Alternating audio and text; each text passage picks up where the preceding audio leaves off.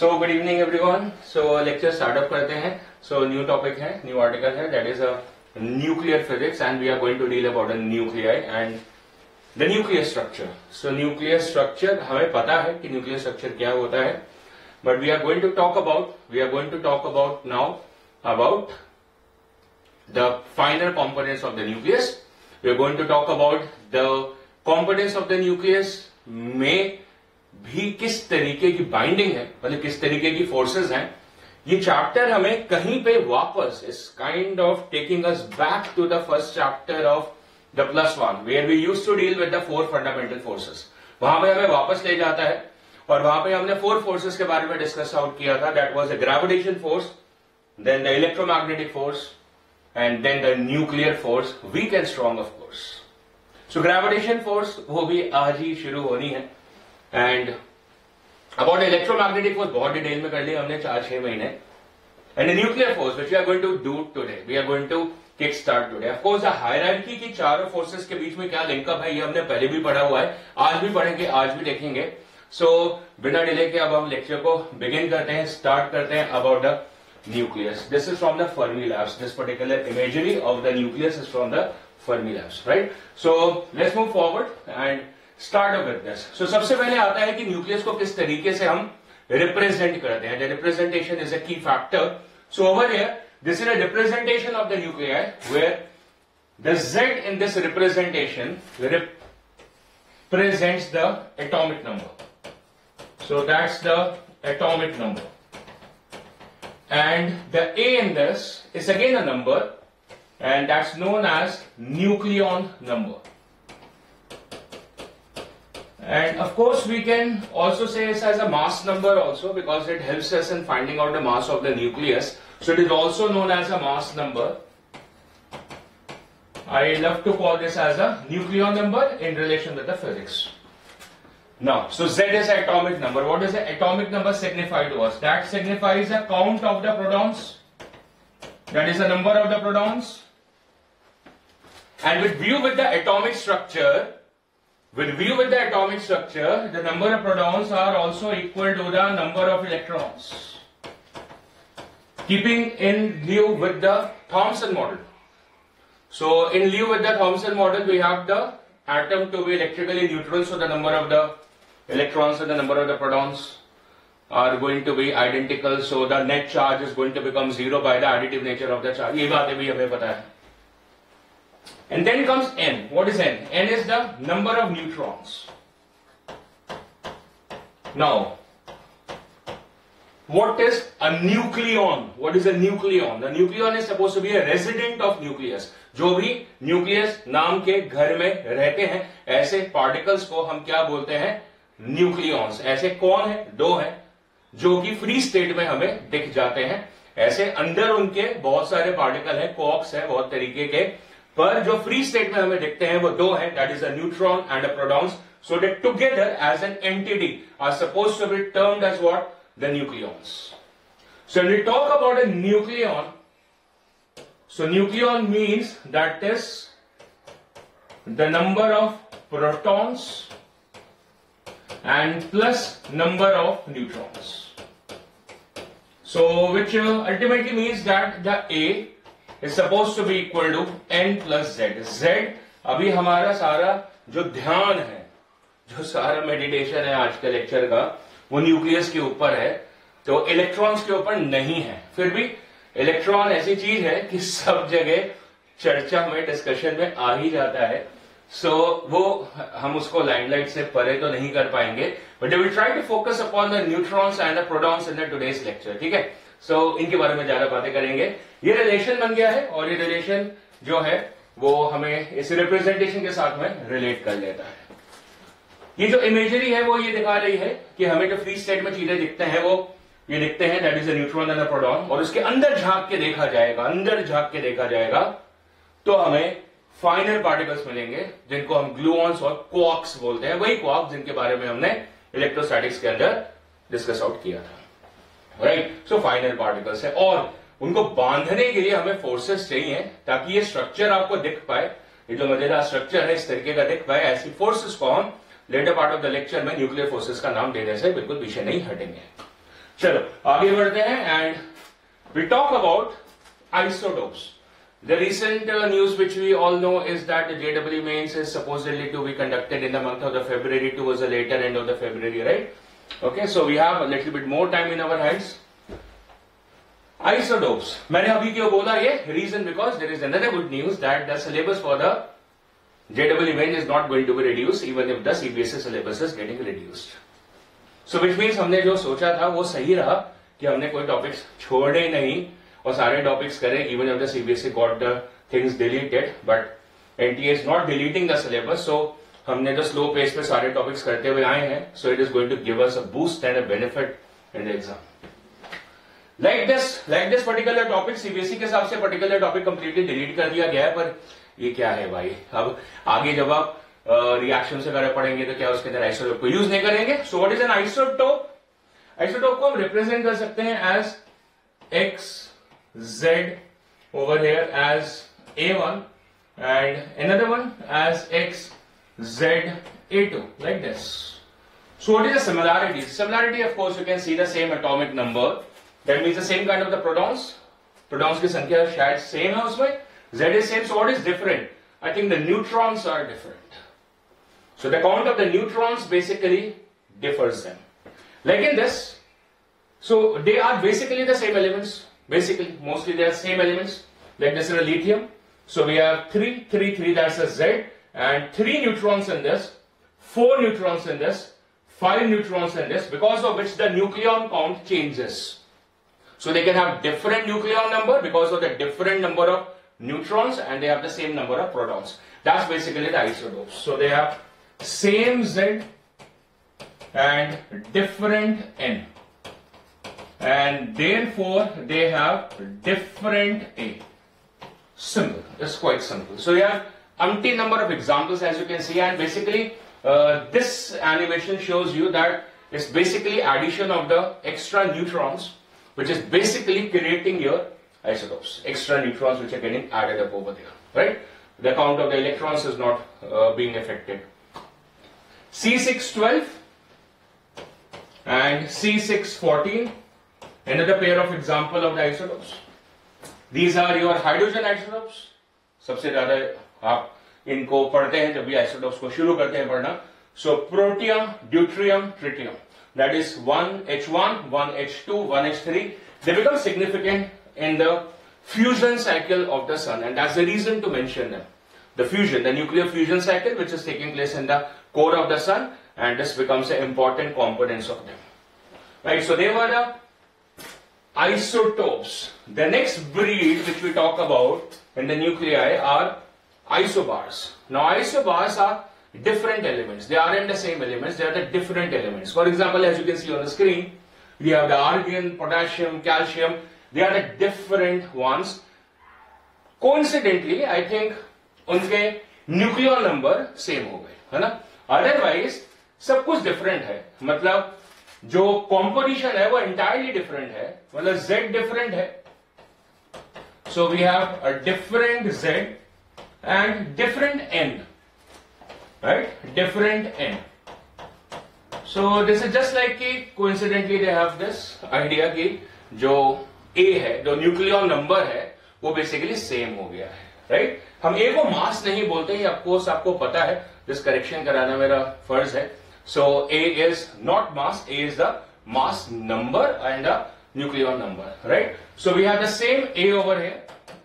जो बातें सही हैं वो तो बतानी ही चाहिए. So they are different elements, so they can have different properties of course because they will be lying in the different groups and so they have the different properties. Correctly. आगे बढ़ते हैं जी. Example आपको दिख चुका है, right? And the third is known as isotopes.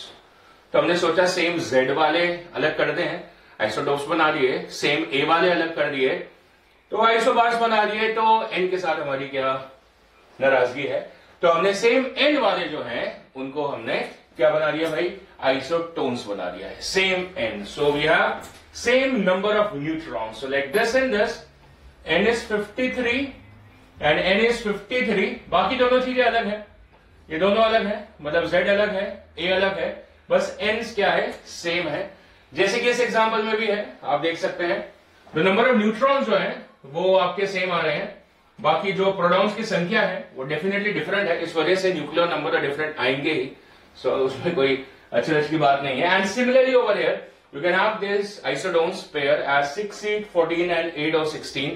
So 14 minus 6 becomes 8 and 16 minus 8 is once again 8. So we have, it's the same thing which I have written over there also. Right, so we have the same N, the basic character, the same number of neutrons. We have different Z and we have different A. So that's what makes them different from isotopes and isobars. So there is a fourth category also, जो कि अभी हम discuss out नहीं करेंगे, and that is isomers, ISOMERS. Of course आपने पढ़ा हुआ होगा, but then we will be discussing at a later stage, and when I will be discussing that particular part, so we will be talking something good in that, right? Something good in that. So I am keeping it for a future reference. Isomers, right? Of course आपको पता है, पर मैं कुछ extra बताऊंगा 100%. Now अब बात आ जाती है मास की, है ना, न्यूक्लियर. सो न्यूक्लियस की डेफिनेशन क्या होती है, हमने लिखी नहीं, हम वैसे भी डेफिनेशन अब ज्यादा स्ट्रेस आउट नहीं करते हैं डेफिनेशंस पे. So nucleus, what is a nuclear? Nucleus is a particle, of course it's a concise particle, छोटा पार्टिकल है. कहां पर होता है? At the centre of the atom होता है. और क्या डेफिनेशन में लिखोगे? Is a neutral? No, it has a charge. Which kind of the charge? Positive. Okay, what about a mass? है कितना है? So what is it? So we have to come to it. And shall we talk about the mass of the atom or the mass of the nucleus?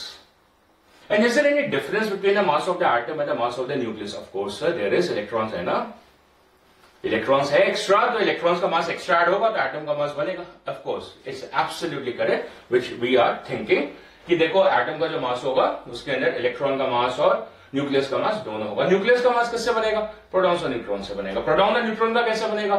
वो quarks से बनेगा. Understood सी बात है. अभी हम क्या डिफाइन कर रहे हैं? एक ऐसे यूनिट जो कि हम अभी आने वाले लेक्चर्स में यूजिंग करेंगे, that is AMU, atomic mass unit. कहां से आती है? 6C12 आइसोटोप से आती है कार्बन के. That's 1/12 of the mass of the 6C12 atom. उसको हम एज अ स्टैंडर्ड रेफरेंस लेते हैं इन दिस न्यूक्लियर फिजिक्स और उसको हम 1 AMU का दर्जा देते हैं. And the value of it can be easily direct, as you can see, that's 1/12 of this mass. So that 12 gets cancelled and we get this value as 1.66 into 10 power minus 27 kilogram. That's the value of the 1 AMU. 1.67 हो गया मतलब. So कैसे लिख सकते हो आप? 5/3 लिख सकते हैं उसको मेरे हिसाब से, मतलब ease out कैलकुलेशन करने के लिए. You can write this as 5/3 into 10 power minus 27. Divide करके देखो, सही बोला ना मैंने? बिल्कुल सही बोला. ऐसे कर सकते हो, इजी आउट कर सकते हो कैलकुलेशन को by using this 5/3 into 10 power minus 27. ऊपर वाला भी चलेगा 1.66 into 10 power minus 27. Now so idea AMU का अब हमें कहां लेकर जाता है? एटॉमिक फिजिक्स में और न्यूक्लियर फिजिक्स में मैंने मेंशन करा था पहले भी, आज दोबारा करूंगा, that we have a difference in the energy grades. मतलब जब हम एनर्जी की बात करेंगे एटॉमिक लेवल्स पे, that means at the Niels Bohr theory levels पे, रदरफोर्ड थ्योरी लेवल्स पे, तो फिर हम बात करेंगे EV के यूनिट्स में, EV में. और जब हम बात करेंगे in the case of the nucleus, so nucleus is known as a power house. क्या बोलते हैं उसको? Power house of energy. Power house of energy. And nuclear reactor बनाते हैं बेसिकली इसलिए क्योंकि पावर हाउस होता है, नाम भी उससे बढ़ता है. And the order of energy over here will be MEV. And it's a very very very much important to actually mentally fit this that atomic physics EV मतलब इलेक्ट्रॉन के ऊपर थ्योरी है. इलेक्ट्रॉन की एनर्जी कैसे EV में रहेगी और nucleus की कैसे रहेगी? MEV में. MEV में, है ना. चलो, वेरी गुड. सो क्या करा हमने? What did we do? हमने सोचा मॉडर्न फिजिक्स तो पढ़ ही रहे हो, सो रेस्ट मास एनर्जी तो पढ़नी पड़ेगी. बिल्कुल. सो E is supposed to be equal to mc square. ये तो यूज करोगे? बिल्कुल करोगे, है ना. तो अब आप जो मास यूज कर रहे हो उसको 1 AMU ले लो. Suppose the mass is suppose to be 1 AMU, so that becomes equal to as 1.67 into 1.66 ले लो आप, मैंने सो ले लिया, माइनस 27 किलोग्राम. इसको इसमें डाल देते हैं. So that will be 1.67 into 10 power minus 27 and into 3 into 10 power 8 का square. And since I already know my reference values of the energy over here is MEV. देखो हर चैप्टर के हिसाब से एक रेफरेंस यूनिट होती है.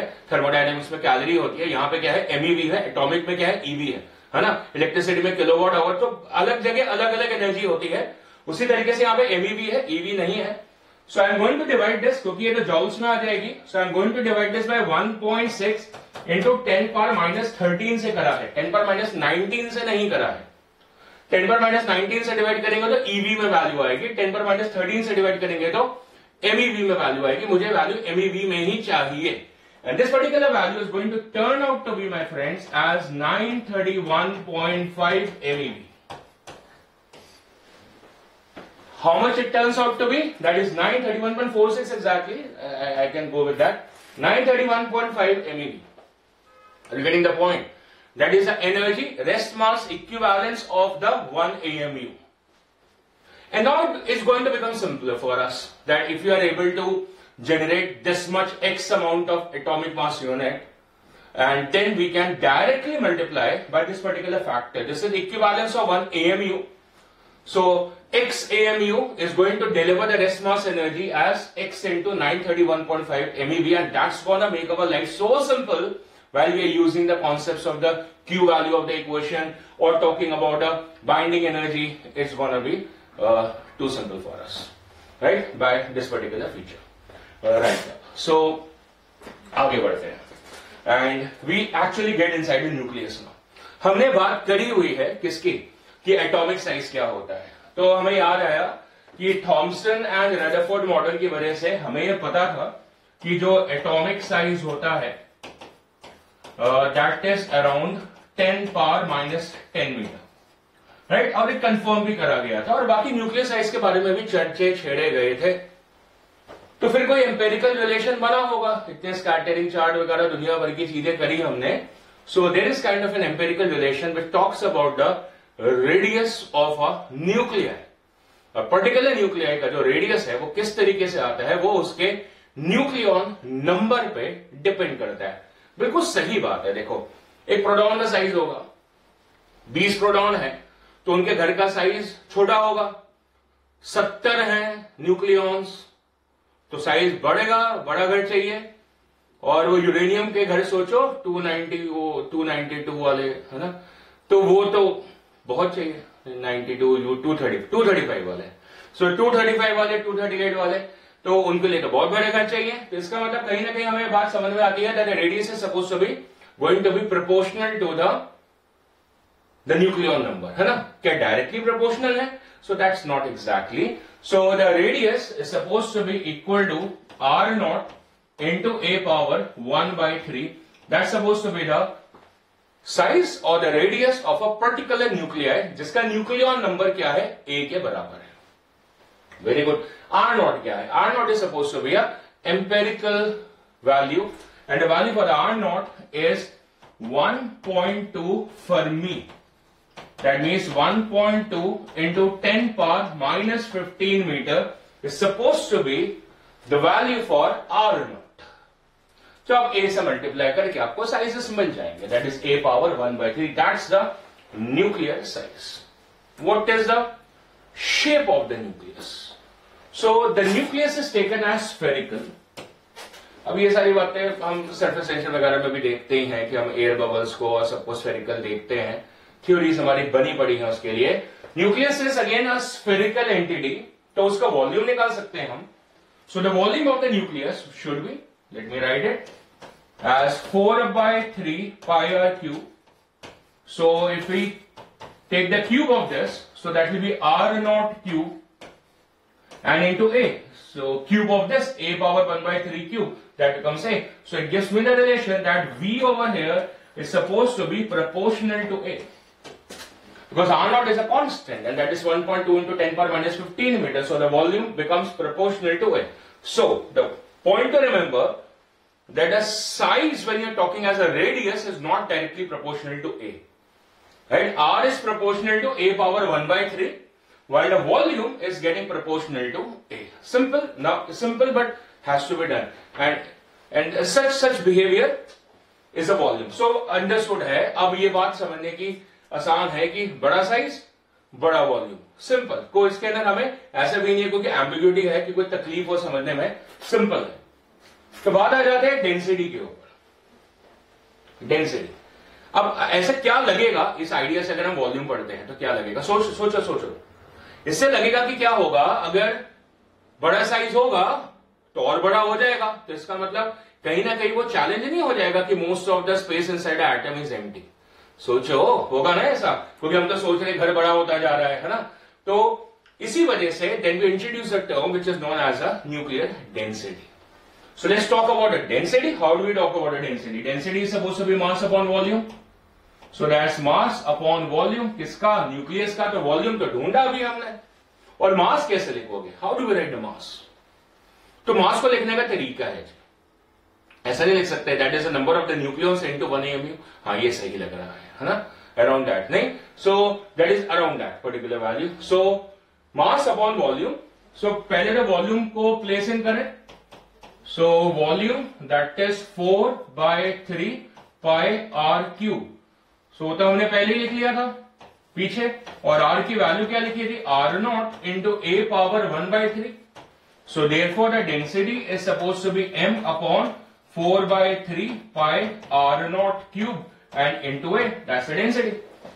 Now moving further, so that density is supposed to be that nucleon number into that AMU, ये AMU unit में आएगा, है ना, and divided by this value that is 4/3 pi r0 cube into a। so ये तो a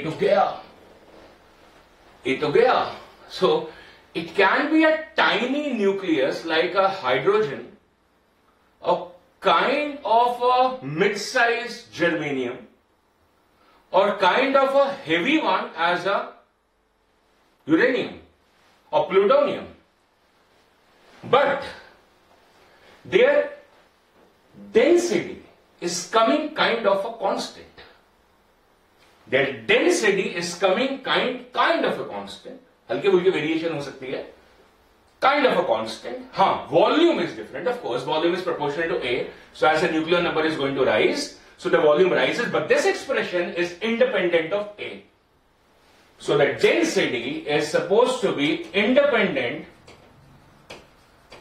of the nucleon number, that's independent of A, right? So that's the reason, that's what। तो ये वजह है कि हम क्या बोल रहे हैं कि जो न्यूक्लियस होता है इट्स अ कॉम्पैक्ट एंटिटी। क्या बोलते हैं? Compact entity. और वो भी तब पता चलेगा जब इसकी वैल्यू निकालेंगे। तो इसकी वैल्यू निकाल के चेक करते हैं। So that is 1.67 into 10 power minus 27, 66 लिख लो, divided by 4/3 into pi that is 3.14 and into r0। वो r0 की वैल्यू कितनी थी? 1.2 fermi. So 1.2 into 10 power minus 15 और इसका cube, the cube of it. See further, ये -45 हो जाएगा। पावर देखते हैं, पावर -45 और ऊपर जाके +45 और +45 माइनस 27, 45 माइनस 27 18, कितना? 18। सो 10 पावर 18 लगेगा यहां पे, और बाकी ये 1.67, ये 3 ऊपर आ जाएगा, बाकी ये 4 है, ये 3.14 है, और ये 1.2 का क्यूब है, मतलब 1.44 इंटू 1.2 है। आप थोड़ी इसमें मेहनत करोगे और उसके बाद में ये जो वैल्यू है that comes out 2.3 into 10 power 17 kilogram पर मीटर क्यूब। कितनी आ रही है भाई?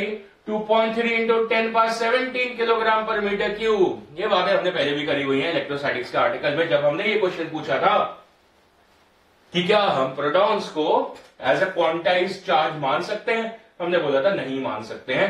तब ऐसा डिस्कशन करा था कि जो न्यूक्लियस की डेंसिटी होती है वो ज्यादा होती है, थोड़ी ज्यादा या बहुत ज्यादा? बहुत ज्यादा है। The order of the density is something which we can not imagine around अस।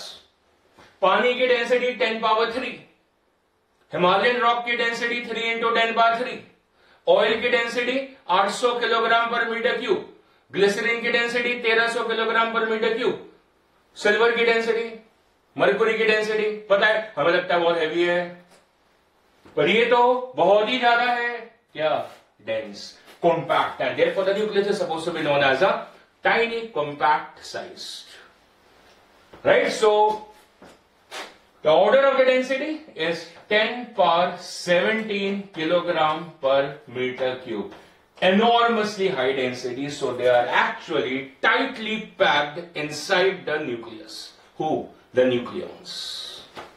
चलो जी, काफी सारी बातें आती जा रही हैं सामने, वो मैंने जो करना था बता दिया है आपको यहाँ पे। तो क्वेश्चन करते हैं, चलो क्वेश्चन करते हैं। क्वेश्चन आपके सामने है, the question is in the front of you, so please solve the question and send me. Please send me the answer. Please solve the question and send me.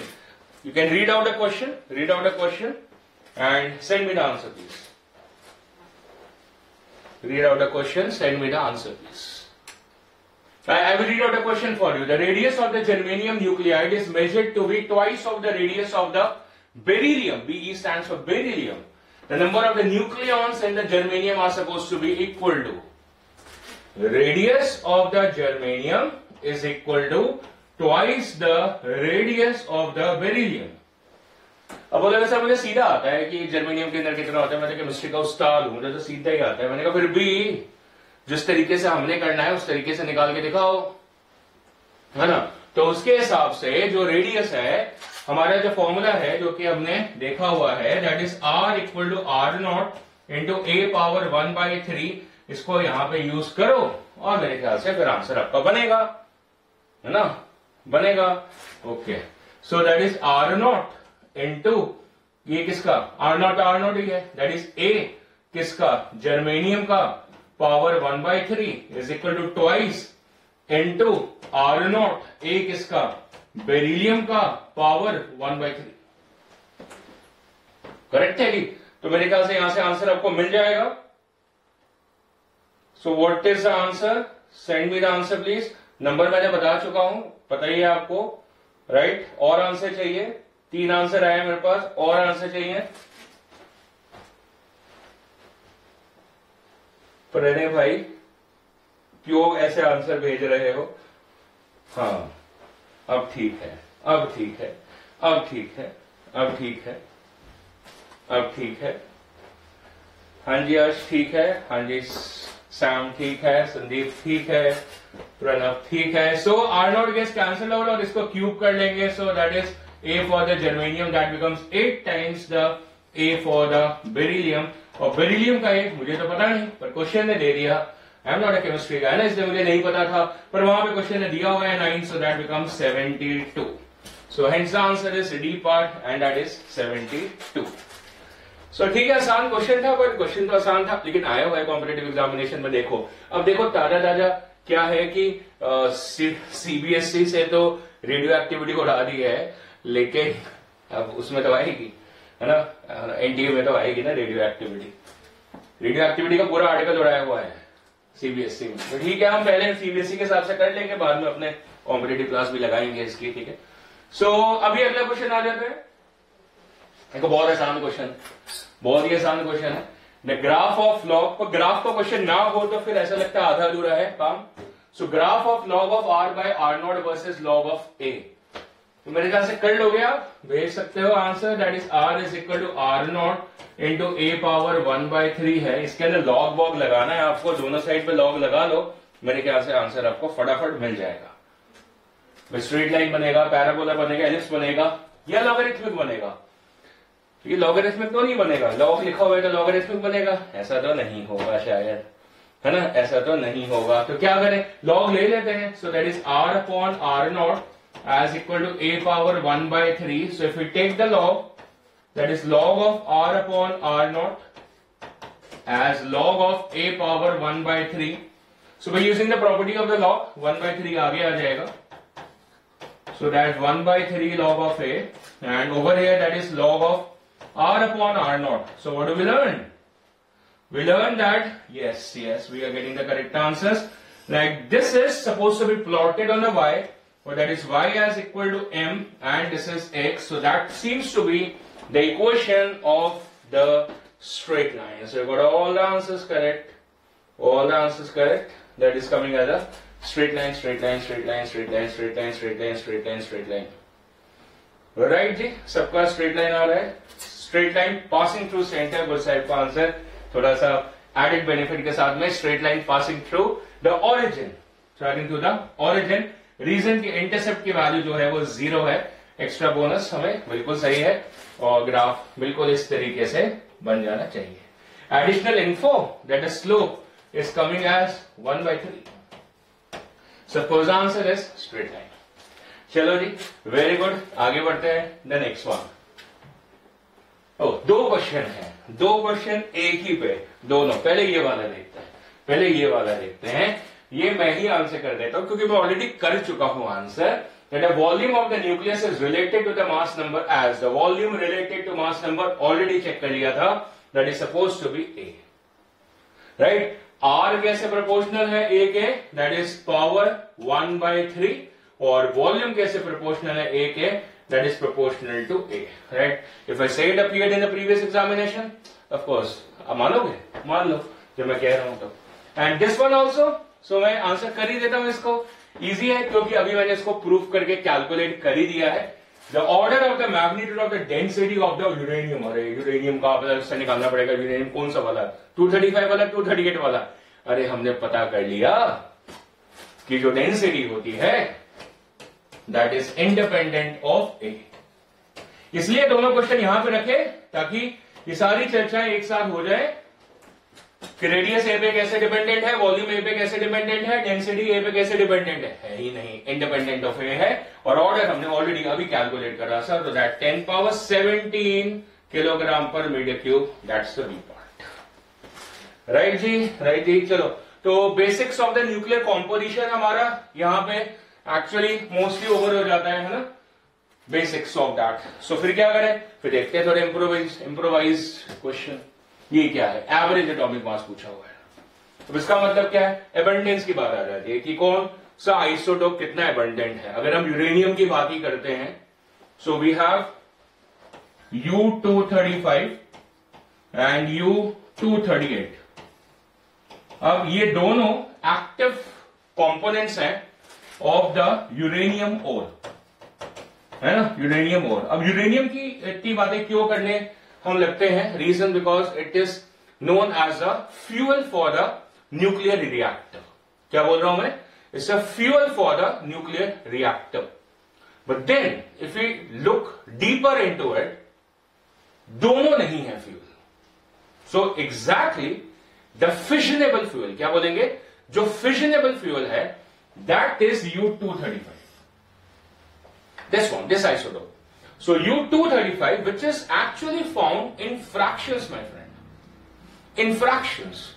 Well, around 99% of the ore will be filled up with U238, and a very tiny micro portion of the ore is basically U235. So the abundance of U235 is comparatively low in comparison with the abundance of the U238. बाकी इसके बारे में discussion हम और करेंगे, इनके बारे में, इनकी कॉम्पोजिशंस के बारे में in the article when we will be dealing with the nuclear reactor. Right now we're talking about average atomic mass. When you're talking about average atomic mass, well, that's a mass number into the percentage abundance of that particular isotope plus the mass number into the percentage abundance of the second isotope.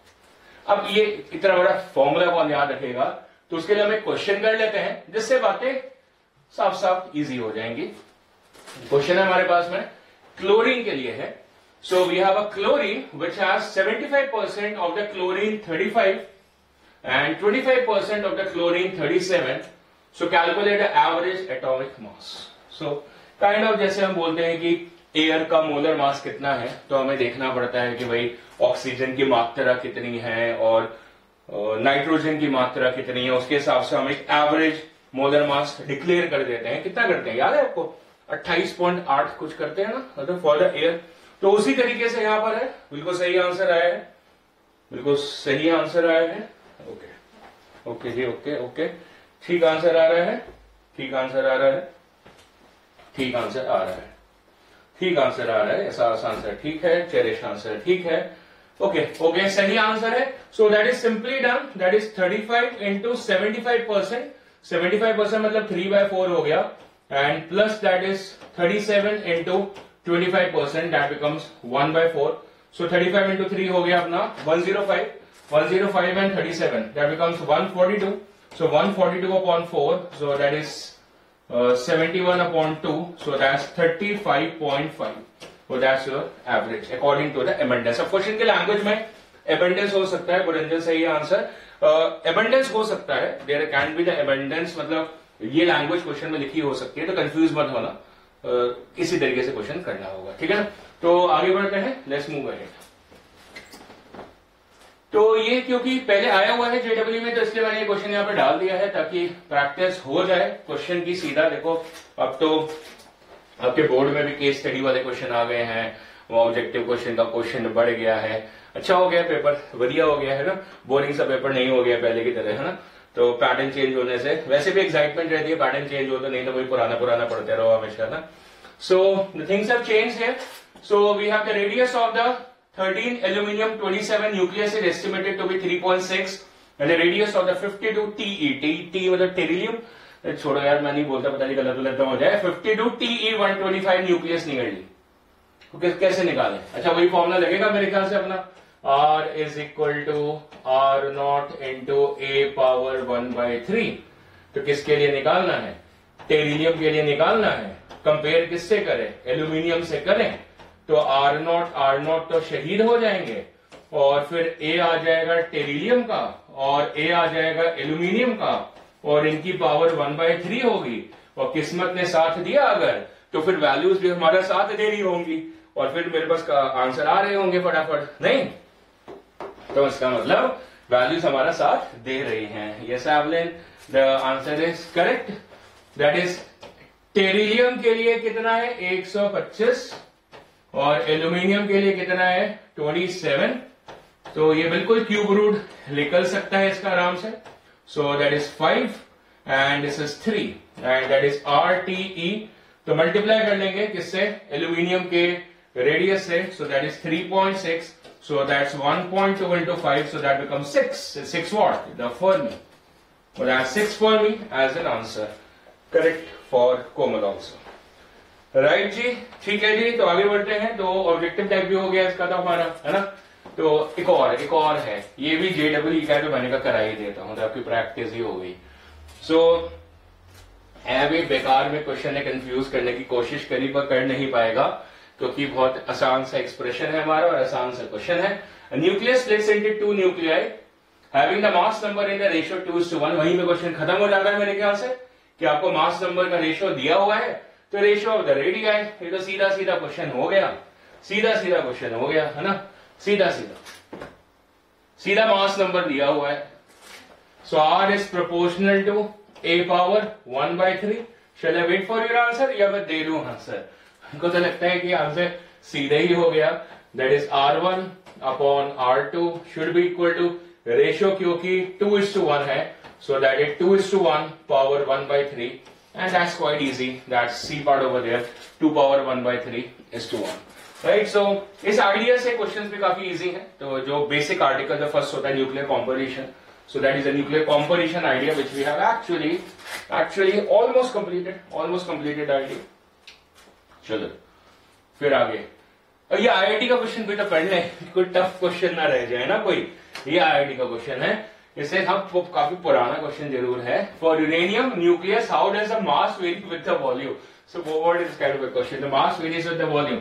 So density क्या होता है? Mass upon volume. तो how does the mass varies with the volume? इसमें trick question तो नहीं है, कोई किसी तरीके का ट्रिक क्वेश्चन तो नहीं है ना, कि कोई ट्रिक क्वेश्चन हो कुछ इसके अंदर, ऐसा कुछ भी नहीं है। रीजन क्योंकि ऑलरेडी हम इस बात को चेक कर चुके हैं कि डेंसिटी जो है वो क्या है? कांस्टेंट है, और क्योंकि डेंसिटी कांस्टेंट हो चुकी है, so m is equal to rho into v, है ना। हो सकता है कि डेंसिटी जो हो वो साइज के साथ में वेरी करती हो, तो फिर नहीं होता है ऐसा, लेकिन डेंसिटी क्योंकि कांस्टेंट है, so therefore m is supposed to be directly proportional to v। सो जो थोड़ी बहुत कैलकुलेशंस हमने करी उससे हमें फायदा हो चुका है, दैट जो बेसिक्स हमारे न्यूक्लियस के जो है वो क्लियर हो गए हैं। शायद पहले भी थोड़े क्लियर थे, अब और थोड़े ज्यादा क्लियर हो जाएंगे। तो अब आते हैं अच्छी बातों पे, new points, new things which I need to teach you about the new force. The new force is supposed to be the nuclear force, a force which actually somehow is at the rock bottom of the hierarchy of formation of the matter, है ना। हम gravitation की बातें करेंगे, gravitation force की बातें करेंगे, बड़ी बड़ी चीजों की, वो बनी किससे है? तो जब जाएंगे सबसे नीचे तो फिर एटम आएगा, एटम के नीचे न्यूक्लियस आएगा, न्यूक्लियस के अंदर प्रोटॉन्स है, न्यूट्रॉन्स आएंगे, उसके नीचे क्वार्क्स आएंगे, उनको बांधेगा कौन? So for that we require some forces at elementary level, basic level पे फोर्स चाहिए। कितना आयरॉनिकल है कि जो फोर्स सबसे बेसिक लेवल पे चाहिए वो हमें फिजिक्स में ऑलमोस्ट 2 years के बाद पढ़ने को मिलती है in the 11th and 12th curriculum, है ना, सबसे एंड में। और सबसे पहले तो देखो भाई, हम तो मानते ही है ना, जो चीज दिख जाए उसको समझना आसान है, दिखता नहीं है ना, तो काइंड ऑफ दिखाने की कोशिश कर दी है। That this is suppose to be the structure जिसमें 2 कलर्स हैं। So the white over there is supposed to be taken as, the gray color over there is supposed to be taken as a neutrons, and the rest of them are supposed to be the protons. अब जो protons हैं, इनके बीच में कौन सी force है? बड़ा tricky question हो गया कि प्रोटॉन्स के बीच में किस किस्म की फोर्स है। तो प्रोटॉन्स के बीच में ग्रेविटेशन फोर्स है, बिल्कुल है, ग्रेविटेशन इज यूनिवर्सल फोर्स, पर यहां पे उनका कोई अस्तित्व नहीं है। Reason because the proton mass is suppose to be much smaller. Very good. अच्छा, तो फिर प्रोटॉन्स के बीच में, अभी प्रोटॉन न्यूट्रॉन की बात नहीं कर रहे, प्रोटॉन्स के बीच में और कौन सी फोर्स है? तो हमने बोला भाई इलेक्ट्रोमैग्नेटिक फोर्स है, बिल्कुल सही है, इलेक्ट्रोमैग्नेटिक फोर्स। इलेक्ट्रोमैग्नेटिक कंपैरेटिवली काफी स्ट्रॉन्गर फोर्स होती है, पता है अपने को। सो this is a stronger force between them. अब आ जाते हैं किस चैप्टर में? इलेक्ट्रोस्टैटिक्स के चैप्टर में। मान लो इस चैप्टर से हम निकल गए, इलेक्ट्रोस्टैटिक्स की दुनिया में पहुंच गए। अब क्या है कि ये वाला जो प्रोटॉन है, ये वाला और ये वाला जो प्रोटॉन है, क्या ये आपस में फोर्स लगाएंगे? हमने कहा बिल्कुल लगाएंगे भाई, दूर से लगती है फोर्स, ऐसा थोड़ी है कि चिपकना पड़ेगा भाई, ये दोनों भी लगाएंगे। ऐसा नहीं है कि ये वाला और ये वाला नहीं लगाएंगे, तो दोनों पास में वो नहीं लगाएंगे, वो भी लगाएंगे। तो हमने पढ़ा हुआ इलेक्ट्रोस्टैटिक फोर्सेस जो होती हैं, they can act from the distance, दूर से लग सकती हैं, they are long range order forces. तो ये सारे प्रोटॉन्स आपस में फोर्स लगाएंगे तो घनघोर रिपल्शन पैदा होगी, घनघोर repulsion. Reason because all of them can interact with each other and because of that they will generate the forces. और किस तरीके की forces? Electromagnetically repulsive forces, electrostatic repulsive forces. तो क्या होगा? We get a underline statement for the nucleus that our lovely nucleus is basically have a repulsive core. क्या बोलेंगे? It has a repulsive core. It has a repulsive core. अब वही हमारी friend कौन? Gravity, gravitation, वो आएगी बचाने। अरे भाई ये तो टूट जाएगा, चलो ग्रेविटी आई बचाने, पर नहीं बचा पाएगी, अफसोस। क्योंकि 2 प्रोटॉन्स के बीच में या प्रोटॉन और न्यूट्रॉन के बीच में जो ग्रेविटेशन फोर्स होती है, क्या बोला मैंने? 2 प्रोटॉन्स के बीच में या 2 न्यूट्रॉन्स के बीच में या एक प्रोटॉन और न्यूट्रॉन के बीच में जो ग्रेविटेशन फोर्स होती है वो बहुत ही कम होती है इन कंपैरिजन विद दिस। मतलब 10 पावर 40 के आसपास का फैक्टर होता है, मतलब 10 पावर 38 से 10 पावर 42 के बीच में वेरी करता है फैक्टर। जितनी वीकर होती है ग्रेविटेशन फोर्स, किससे? इस इलेक्ट्रोस्टैटिक फोर्स से। तो भाई वो तो बचा नहीं पाएगी इसके टूटने से, तो फिर हमें कोई और फोर्स का अस्तित्व चाहिए था। There must be another force which can bind these nucleons over there to keep the nucleus stable, and that force is known as, defined as a nuclear force. So that's what it is.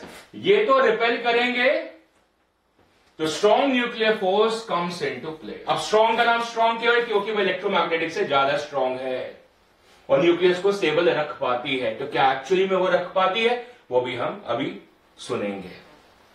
Right, so this idea is about why there should be a nuclear force. क्योंकि nuclear force हमें बहुत आसानी से experience नहीं होती। Gravity force कहीं ना कहीं हम चाहें तो एक्सपीरियंस कर सकते हैं, न्यूक्लियर फोर्स का एक्सपीरियंस हम लोग नहीं कर पाते हैं। तो इसका मतलब हमें कोई सॉलिड रीजन चाहिए, एक एनालॉगस बिहेवियर चाहिए, जिससे हम ये बात को समझ पाए कि हाँ भाई ये फोर्स की जरूरत है, और अगर जरूरत है तो फिर वो एग्जिस्ट करती होगी, नहीं तो हम एग्जिस्ट करना बंद कर देंगे। क्योंकि अगर एलिमेंट्री लेवल पे चीजें अनस्टेबलाइज हो जाती हैं तो फिर हम भाई स्टेबिलिटी की कहां से बातें करेंगे, है ना। So therefore we firmly believe now that in order to keep a nucleus stable there must be the existence of a force which is stronger than electromagnetic repulsion between the protons, and that force must be known as what? A nuclear force. चलो जी, हमें nuclear force की existence के बारे में समझ में आ गई। They basically make the nucleon stay together in a nucleus. ठीक है जी, एग्जिस्टेंस समझ में आ गई। तो आपका एक नंबर का हो सकता है क्वेश्चन हो that explain the existence of the nuclear force that, और like this explain the need for the nuclear force and strong nuclear force. हम स्ट्रॉन्ग न्यूक्लियर फोर्स की बात कर रहे हैं, ठीक है। This is all for the strong nuclear force. चलो आगे बढ़ते हैं। तो बातें हमें समझ में आ चुकी हैं कि हमारे पास न्यूट्रॉन्स एंड प्रोटॉन्स होते हैं, है ना। प्रोटॉन्स एंड प्रोटॉन्स होते हैं, है ना। न्यूट्रॉन्स एंड न्यूट्रॉन्स होते हैं। मतलब ये जो फोर्स है, जो न्यूक्लियर फोर्स है, ये दो प्रोटॉन के बीच में भी लगती है, दो न्यूट्रॉन्स के बीच में भी लगती है, एक प्रोटॉन और न्यूट्रॉन के बीच में भी लगती है। मतलब हम सीधे तौर से बोल सकते हैं that this force acts between nucleons. So हम न्यूक्लियॉन्स को एक कॉमन टर्म की तरह यूज कर रहे हैं। मतलब वैसे हमें पता है कि प्रोटॉन डिफरेंट है, न्यूट्रॉन डिफरेंट है, लेकिन हम उसको एक कॉमन एंटिटी न्यूक्लियॉन की तरह यूज कर रहे हैं। तो क्या उसका रीजन सिर्फ ये है? क्या उसका रीजन सिर्फ ये है कि वो न्यूक्लियस के अंदर रहते हैं? क्या इसके पीछे कोई और वजह है कि हम उसको उन दोनों को न्यूक्लियॉन्स बोल रहे हैं? तो वो वजह भी एग्जिस्ट करती है because of the property of the nuclear force. So let's understand the various behavior and the property of the nuclear force and how it is different from an electromagnetic force, जिसकी वजह से ये उसके ऊपर हावी हो पाती है, and how it is different from the gravitation force also। ठीक है ना। so why it is the strongest force of the nature, हमें इस बारे में सीखना पड़ेगा, राइट। सो सबसे पहले जो मैंने आपको समझा दिया वो यहां पे मैंने ऊपर मेंशन करा हुआ है, it is one of the 4 fundamental forces of nature. तो बिना इस आर्टिकल को पढ़े आपका फर्स्ट चैप्टर और +1 पूरा नहीं होता है, और इसको पढ़ के आपका +1 का फर्स्ट चैप्टर पूरा होता है। और जो मैंने बात समझाई, it has a repulsive core. Important बातें समझा रहा हूं, है ना, जो आपको इसमें से दिख की नहीं चाहिए अलग से, है ना। तो ये एक फंडामेंटल फोर्स है। न्यूक्लियस का कोर रिपल्सिव होता है, किसकी वजह से? इलेक्ट्रोमैग्नेटिक फोर्सेस की वजह से। और अगर कहीं 0.7 फर्मी क्रिटिकल वैल्यू है, 0.7 फर्मी के नीचे अगर डिस्टेंस चला जाता है, साइज चला जाता है, तो फिर ये जो फोर्स है, कौन सी? न्यूक्लियर फोर्स, वो रिपल्सिव हो जाती है। ये क्या हुआ? इसका मतलब ये जो फोर्स है यूजुअली एन अट्रैक्टिव फोर्स है, होनी ही पड़ेगी भाई। देखो इलेक्ट्रोमैग्नेटिक फोर्स रिपल्सिव है, वो तो चाहती है कि न्यूक्लियस टूटे, तो भाई हम उसको रोकेंगे कैसे? न्यूक्लियस को टूटने से, प्यार मोहब्बत से। मतलब क्या करेंगे? There must be an attractive force between the nucleon, जो कि उनको बांधे रखे, जिससे न्यूक्लियस को बाइंडिंग फॉर्म मिले, बाइंडिंग एनर्जी मिले। लेकिन उसके अंदर कैच क्या है कि अगर साइज अप्रोप्रिएट ना हो, दोबारा से, अगर साइज अप्रोप्रिएट ना हो, मतलब न्यूक्लियस के करेक्ट साइजेस होने चाहिए। अगर वो करेक्ट साइज ना हो, करेक्ट साइज किसका होता है? आयरन का होता है भाई, निकल का होता है। आयरन 2656 का होता है। It is suppose to be one of the most stable nuclear, say as a nickel isotope, nickel 62 isotope, which is one of the most stable nuclear.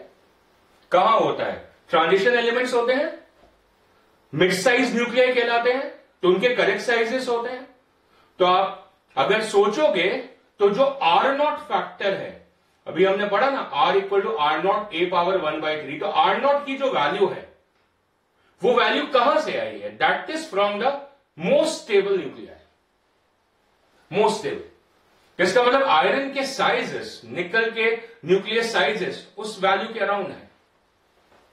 अब ये कह रहा है कि अगर साइज बहुत कम हो जाता है तो फिर कोर रिपल्सिव हो जाएगा, फिर न्यूक्लियर फोर्स अपनी जो बेसिक बिहेवियर है अट्रैक्शन का वो छोड़ देगी। तो that's a key point, that's a critical value. उसके कम वैल्यू पे the force is going to become repulsive. So that's a repulsive component of the force is what decides the size of the nucleus.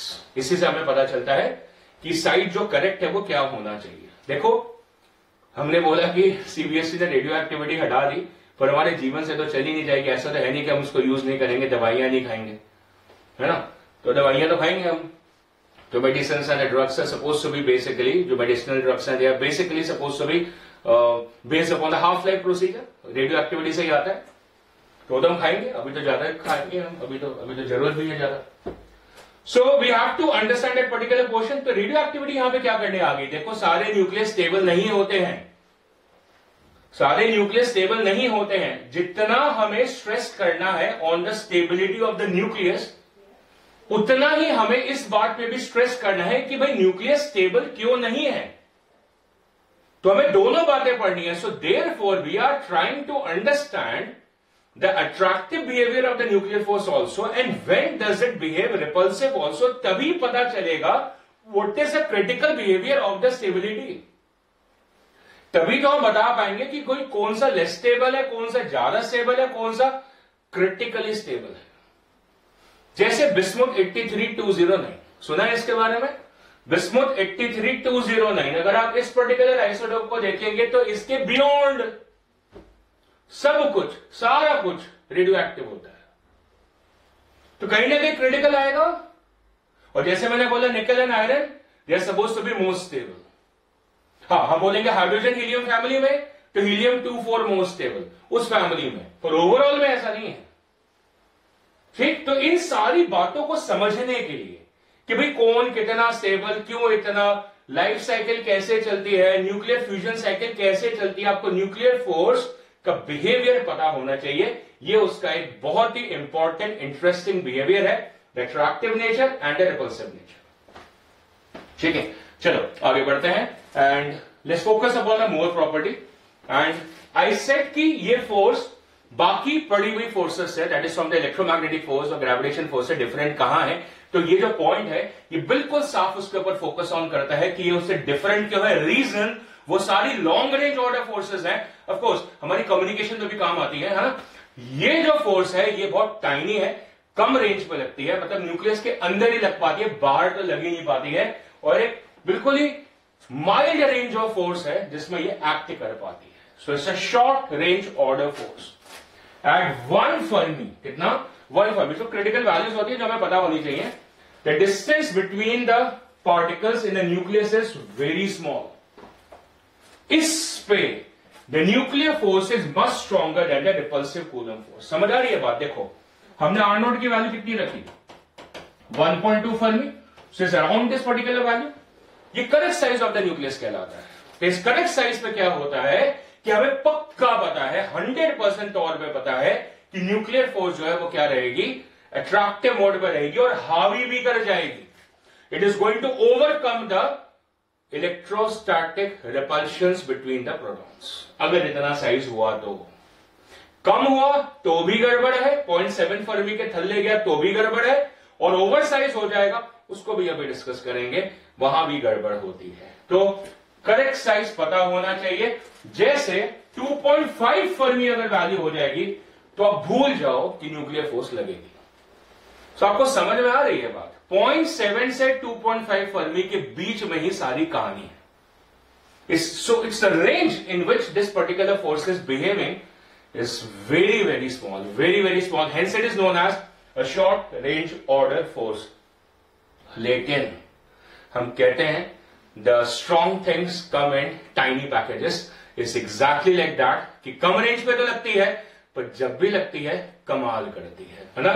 so it is actually the strongest force of the nature, और strongest force शायद इसी वजह से है क्योंकि वो कम दायरे में लगती है, इसी वजह से। नहीं तो ज्यादा डिस्टेंसेस पे हमने देखा है कि फोर्सेस अपना शीन लूज कर जाती हैं और इनवर्स स्क्वायर लॉ को ओबे करने लगती हैं। तो ये शायद बिल्कुल उस तरीके से बिहेव नहीं करती है। इसका मतलब मैंने आपको बातों बातों में एक और बात समझा दी है।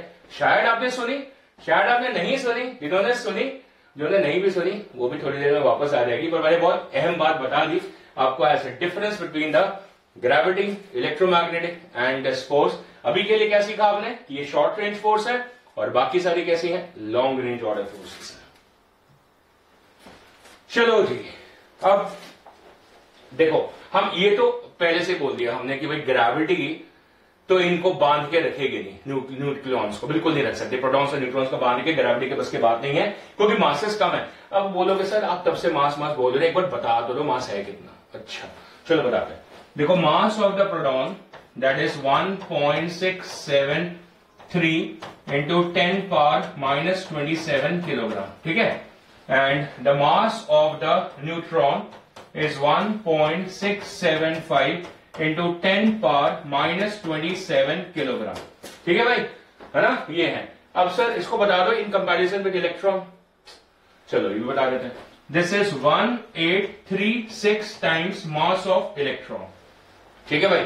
सर इसका भी बता दो, that is 1839 times mass of electron. तो एक दिन प्रोटॉन और न्यूट्रॉन मिले और न्यूट्रॉन ने बोला कि भाई मेरे पास 3 इलेक्ट्रॉन एक्स्ट्रा है ना। इस तरीके से आपको याद हो गया कि ये 1836 है और ये क्या है 1839 है। वैसे उनके पास होते नहीं है electrons, but it has 3 extra electron mass in comparison with the proton. Okay, so that's sir। और कुछ बता दो। अब क्या बताऊं भाई? सर इसकी एनर्जी बता दो, रेस्ट मास एनर्जी बता दो। चलो वो भी बता देते हैं। So rest mass energy for the proton mc² निकालो फिर अपने आप। मैं क्या निकालूं उसके अंदर, उसे मेरा निकालने का क्या है। 1.673 into 10 power -27 into c² 3 into 10 power 8 का square divided by 1.6 into 10 power -13। 19 नहीं करना है, ईवी में नहीं चाहिए, -13। ये आपका एमईवी में आ जाएगा। निकाल दो आप इसको, मेहनत कर लो, निकाल दो। सर आप ही बता दो, तो मेहनत तो करनी नहीं फिर। सो ये वैल्यू जो है दैट इज 938 पॉइंट कितना 938.27। चेक कर लेना भाई, हो सकता है ऊपर नीचे हो। सही है 930। सर और किसी तरीके से नहीं निकाल सकते थे? बिल्कुल निकाल सकते थे। वो सर कैसे बताओ? अरे भाई मैंने बताया नहीं था कि भाई देखो 1 AMU की कितनी होती है, बताया नहीं था। अच्छा तो सर इसका मास बताओ ना, AMU में कितना होता है? अच्छा मास ऑफ द प्रोटॉन होता है 1.0072 AMU। सर छुपा रहे थे, बताया नहीं, आप बता दिए। देखो कितना 1.0072 AMU। अच्छा सर 1 AMU की एनर्जी आपने बताई थी 931.5 MeV। हाँ सो 1 AMU की एनर्जी बताई गई थी कितनी 931.5 MeV। हाँ जी सर। अच्छा तो ये कितना AMU है 1.0072 मल्टीप्लाई कर लो उसको 931.5 से, आ जाएगी पर्टिकुलर वैल्यू 938.27 MeV। समझ आई? हाँ जी सर समझ आई। अच्छा तो फिर न्यूट्रॉन के बारे में भी सर डिस्कशन कर दो। ये तो पता चल गया न्यूट्रॉन प्रोटॉन से हेवी है। भाई प्रोटॉन और न्यूट्रॉन भगवान के पास गए, लड़ाई कर रहे थे। प्रोटॉन ने बोला मेरे पास तो है नहीं। तो बोला क्या नहीं है? भगवान ने बोला, तो उसने बोला मेरे पास चार्ज ही नहीं है। न्यूट्रॉन ने बोला, प्रोटॉन तो बोलेगा, न्यूट्रॉन ने बोला मेरे पास तो चार्ज ही नहीं है। भगवान ने बोला कोई बात नहीं बेटा, ऐसा करो आप थोड़ा एक्स्ट्रा मास ले लो, तभी तो रह पाओगे कि घर में, नहीं तो झगड़ा करोगे। तो प्रोटॉन के पास क्या है? चार्ज का फैक्टर। न्यूट्रॉन के पास क्या है? मास का फैक्टर। तो अगर कोई पूछता है the heaviness of the nucleus is dedicated to what? So it is dedicated to the neutrons. Like we say the all of the charge is basically dedicated to the protons. देखो कभी भी कोई दो भाई घर में रह रहे हैं तो इसका मतलब दोनों में कोई ना कोई क्वालिटी होनी चाहिए। सो ये चार्ज को लेकर स्थिर है और ये अपने मास की वजह से। The EMU mass for the neutron is 1.0086 AMU, and you can calculate the rest mass energy for this as 1.0086 and into 931.5 MeV। मैंने दोनों तरीके से करके दिखा दिया है। अगर आपको ये नहीं अच्छा लगता है 931.5 तो एक तो आप मतलब अच्छी बात मिस कर रहे हो। फिर भी अगर आपको कहते हो कि नहीं मेरे को नहीं अच्छा लगता तो फिर आप यहां से कैलकुलेट कर सकते हो। ठीक है, तो मैं दोनों तरीके बता देता हूं आपको, बाकी आपकी मर्जी, आपका जीवन आपकी मर्जी। और फिर इसको आप कैलकुलेट कर सकते हैं और ये कैलकुलेट करके कैलकुलेटर से आ ही जाएगा। मेरी क्या जरूरत है उसके अंदर 939.56 MeV, ऐसा आपको आंसर आ जाएगा। मेरी जरूरत यहां पर है कि मुझे सारी वैल्यूज याद है और आपको भी होनी चाहिए। फॉरेन यूनिवर्सिटीज के अंदर जितनी अच्छी यूनिवर्सिटीज होती है सबसे पहले बच्चों को एक लिस्ट दे दी जाती है, उसमें सारे कॉन्स्टेंट्स वगैरह के अराउंड 50 कॉन्स्टेंट्स और essential values of the physics की लिस्ट होती है। और उनको बोला जाता है this is not to be memorize, to see every day such that at the end of the curriculum when the falls are over, when the semester falls are over, then you will be knowing this particular values. It will be just at the back of your mind. Right. तो ये उनमें से कुछ values हैं जो कि उन students को सबको बैक ऑफ देयर हैंड पे, बैक ऑफ देयर माइंड पे रजिस्टर्ड होती हैं। उनको इसके लिए सोचना और याद ही नहीं करना पड़ता, उनके पास पहले से रजिस्टर्ड होती है। आपकी भी हो सकती है अगर आप चाहें तो। ठीक है जी। अब ये पॉइंट क्या है, इससे ये चार्ज इंडिपेंडेंट है। अभी चार्ज इंडिपेंडेंट का मतलब क्या है, देखो प्रोटॉन और प्रोटॉन के बीच में अगर चार्ज की वजह से फोर्स लगेगी, किसकी वजह से, चार्ज की वजह से फोर्स लगेगी, तो उसको इलेक्ट्रोमैग्नेटिक बोलेंगे। और प्रोटॉन और प्रोटॉन में चार्ज की वजह से अगर फोर्स नहीं लगेगी तो फिर उसको ग्रेविटेशन बोलेंगे, मास की वजह से लगेगी। तो ग्रेविटेशन तो बहुत वीक है, दिख गया मासेस ही नहीं है, इतने कम मासेस पे, इतने कम डिस्टेंस पे कुछ नहीं होने वाला, कुछ नहीं होने वाला, फोर्स बहुत ही वीक आने वाली है। तो ग्रेविटेशन तो छोड़ ही दो, तो ग्रेविटेशन फोर्स तो गायब ही हो गई। तो क्या प्रोटॉन और प्रोटॉन के बीच में कोई और फोर्स लगती है? हाँ लगती है। कौन सी?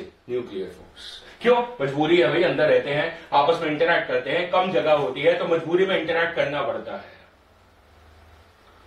और इंटरैक्शन की वजह से भाई आपस में वो वाली फोर्स लगानी पड़ती है जो न्यूक्लियस के अंदर भी होती है, और इसको न्यूक्लियर फोर्स बोलते हैं। ये आइडिया हमें कहता है दो प्रोटॉन के बीच में फोर्स, दो न्यूट्रॉन के बीच में फोर्स, और एक प्रोटॉन और न्यूट्रॉन के बीच में जो फोर्स होती है ये अलाइक होती है।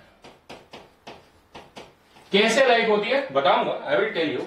ये अलाइक होती है, they are alike and so they have to be charge independent, क्योंकि न्यूट्रॉन और न्यूट्रॉन के पास अभी ये चार्ज ही नहीं है, और इनके बीच में K Q1 Q2 0, तो फोर्स थोड़ी लगेगी इलेक्ट्रोस्टैटिक वाली। तो इसका मतलब they have to be charge independent. So that's what this is another property of the nuclear force. It is attractive in nature, may be repulsive, and it is charge independent. Alike होती हैं forces. PP interaction, NN interaction, PN interaction एक जैसी होती हैं। ये कैसे हो सकता है भाई? How it is possible? ये सारी alike कैसे हो सकती हैं? सोचना पड़ेगा। तो एक फिजिसिस्ट थे जिनका नाम था युकावा, ये नाम था Yukawa. So this theory, that is a Yukawa theory, Yukawa-Mason theory, that actually is a brilliant theory about explaining these interactions and also giving you a sense of the existence of the nuclear force. So ये feeling आएगी, देखना सुनना। ये कहते हैं, जैसे modern theory में मैंने बताया था कि इलेक्ट्रॉन का भी क्लाउड बोला जाता है, तो उसी तरीके से यहां पे क्या बोलते हैं कि जो प्रोटॉन और न्यूट्रॉन है, आप उनको आइडेंटिफाई कैसे करोगे? आप बोलोगे सर एक को ब्लू कलर बना दो, एक को पिंक कलर बना दो, वो तो सही है, वो तो आप करोगे। एक्चुअली में इनको आइडेंटिफाई करें कैसे? रीजन क्या? मैंने टाइम थोड़ी वेस्ट किया था। मतलब जब मैंने आपको अभी ये वैल्यूज बताई तो आपको क्या समझाया? आपको ये समझाया nearly their masses are identical, nearly their rest mass energy is identical. तो अब रेस्ट मास एनर्जी के थ्रू उनके बीच में कोई खासम खास डिफरेंस क्रिएट नहीं कर पा रहे, मास की वजह से नहीं क्रिएट कर पा रहे। हम चाह तो बहुत रहे हैं कि करें, देखो करा भी हमने, क्योंकि सिग्निफिकेंट डिफरेंसेस नहीं आ रहे हैं, ऑर्डर में कोई सिग्निफिकेंट फर्क नहीं आ रहा है। इलेक्ट्रॉन को अलग कर सकते हो मेरे फ्रेंड, क्योंकि जब आप इलेक्ट्रॉन की रेस्ट मास एनर्जी देखोगे ना तो वो आपकी 0.511 MeV आएगी। तो ये इलेक्ट्रॉन की है, ये इनके सामने नेग्लिजिबल है, तो आप इसको अलग कर सकते हो, तो एटॉमिक फिजिक्स अलग हो गई। लेकिन जब न्यूट्रॉन और प्रोटॉन की बात आ रही है तो ये ऑलमोस्ट सेम लग रही है। दूसरा, आप इसको चार्ज से अलग कर सकते थे, वो भी नहीं हो पा रहा, क्योंकि हम कह रहे हैं कि भाई जो न्यूक्लियर फोर्स है वो तो चार्ज इंडिपेंडेंट है। ताही तो हमने इनको नाम क्या दिया? न्यूक्लियॉन। क्या नाम दिया? न्यूक्लियॉन, क्योंकि ऑलमोस्ट उनकी जो एनर्जीज हैं जो उनको बांधे रख रही हैं, जो कि उनको रेस्ट पे रख रही हैं, वो ऑलमोस्ट सेम है, वो ऑलमोस्ट सेम है, और प्लस ये चार्ज के ऊपर डिपेंडेंट ही नहीं है, तो इंटरैक्शंस भी एक जैसी है। इस वजह से इनको नाम दिया जाता है न्यूक्लियॉन्स। ठीक है, तो हम खुश हो गए इस बात पे कि हमें पता चल गया आंसर कि इनको न्यूक्लियॉन क्यों बोलते हैं। ठीक है, लेकिन फिर भाई हमने अलग अलग क्यों पढ़ा? क्योंकि भाई डिफरेंस है, there is a charge difference over here, we know that. तो फिर युकावा ने हमें ये बात समझाई, थ्योरी ने हमें एक बात समझाई। उन्होंने बोला कि देखो, अगर आपको उनके बीच में डिफरेंस को देखना है, उनके मास का डिफरेंस क्यों है ये भी समझना है, so that is a very easy thing to understand. कि आप उनके आसपास उनके क्लाउड को देखो। अच्छा, इसका मतलब कोई ऐसा तो है नहीं कोई बॉल है एक्चुअली में, क्रिकेट बॉल है, ऐसा तो है नहीं ना। तो ये कैसे बनते हैं? जैसे सन है वो कैसे बना हुआ है? प्लाज्मा से बना हुआ है ना, बेसिकली प्लाज्मा है ना उसके साथ, तो इतना ज्यादा रेडियस उसका, जो बेसिकली प्लाज्मा गैसेस का है। सेम वे से there is suppose to be the cloud around them. तो क्लाउड किसका होगा? पार्टिकल्स का होगा। प्लाज्मा में क्या है? चार्ज पार्टिकल्स है। So over here also there is suppose to be what? Particles, some neutral, some may be charged, बस definitely having momentum and energy. ऐसे पार्टिकल्स को हम बोलते हैं meson particles. So what are meson particles? They are basically the particles, or we can say that is a cloud. That is a cloud. तो उसके अंदर particles हैं उस cloud में। अच्छा, so the point number 1, we can differentiate between a proton and a neutron. This is a proton, this is a neutron, on the basis of their respective meson cloud. Right. So a proton and a neutron can be distinguished on the basis of respective meson cloud. इसके basis पे आप उनको differentiate कर सकते हैं। ठीक है, इन्होंने आइडिया डेवलप करके समझाया, उसको बोला डॉग बोन एनालॉजी। ना ये बहुत इजी बिहेवियर है समझने का। देखो, दो डॉग्स हैं आपके पास, अब किस ब्रीड के हैं इट्स योर चॉइस, राइट। दो डॉग्स है आपके पास, हड्डी एक है, ये वाली पेडिग्री की, ये वाली ऐसे हड्डी, ये एक है। अब दोनों डॉग्स को चाहिए, इस वाले imagine your dog over here, imagine your dog over here, ठीक है। तो दोनों को चाहिए, दोनों ने मुंह में पकड़ ली, उसने भी पकड़ ली, पकड़ इमेजिन इट, पकड़ ली, और उसको भी चाहिए, उसको भी चाहिए। क्या वो छोड़ेंगे? क्या एक डॉग जो है वो इतना भोला है कि मेरे को नहीं चाहिए तू ले जा? ऐसे ह्यूमन हो सकते हैं, डॉग तो नहीं होंगे। तो दोनों ने मुंह में पकड़ ली, दोनों को चाहिए, और हड्डी की चाह में वो एक दूसरे से बाइंडेड हो गए। This is how these protons and neutrons get binded, because they want a pie of it, they want a share of it, both of them, and that keeps them binded. Isn't it a beautiful essence of explaining the existence of the nuclear force between them? कि क्यों वो binded है एक दूसरे से, कोई तो वजह होगी। So that is the reason. That's known as dog bone analogy. And then we need to come to the practical. हम dog bone तो नहीं बोल सकते ना फिजिक्स की थ्योरी में लिख के हमेशा। प्लम पुडिंग बोल सकते हैं तो फिर डॉग बोन एनालॉजी क्यों नहीं बोल सकते हैं?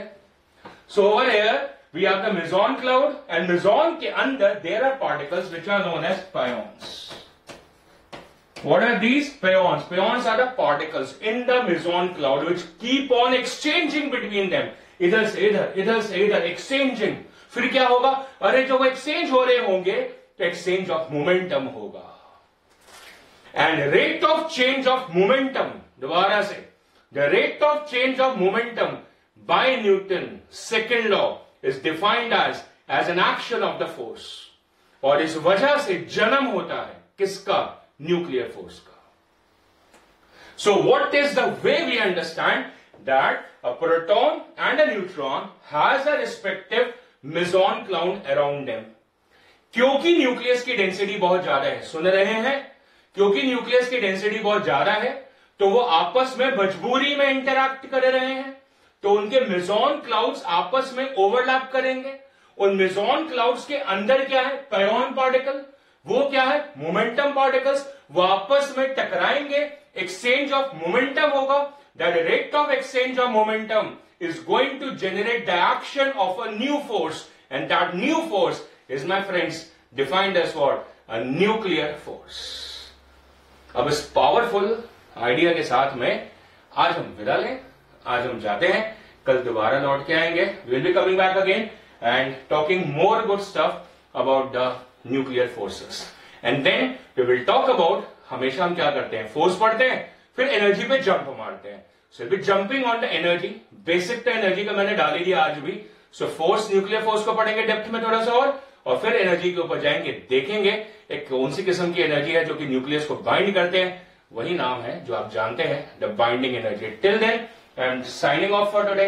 कल मिलते हैं। Have a nice day, bye.